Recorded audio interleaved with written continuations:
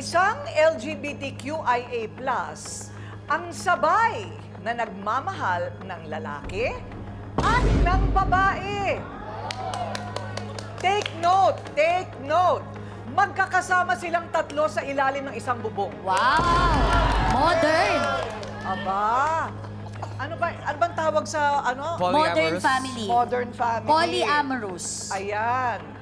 Pero ang problema, hindi lang daw siya ang nagmamahal.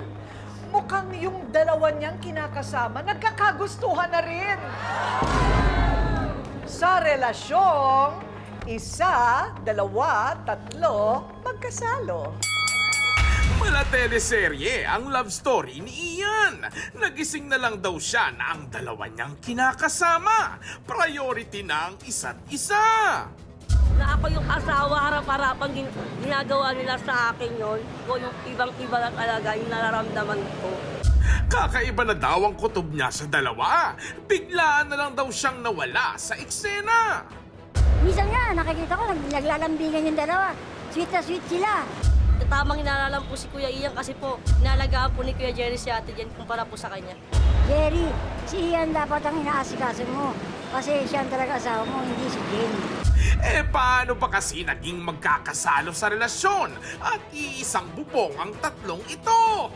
Ay nako, ang gulo! Ang nagmamahal pero nagdududa at ang dalawa niyang kinakasama, Ian, Jerry at Jen, harapan na.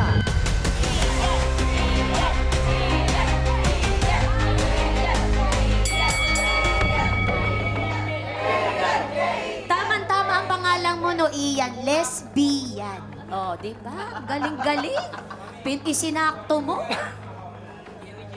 Nirereklamo ko po siya kasi gawa po siya ng parang may namumong relasyon.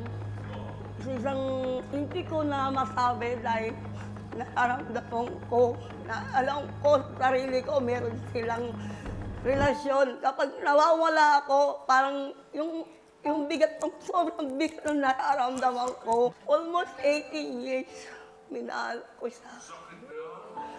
Siya yung naka-virgin sa akin, pero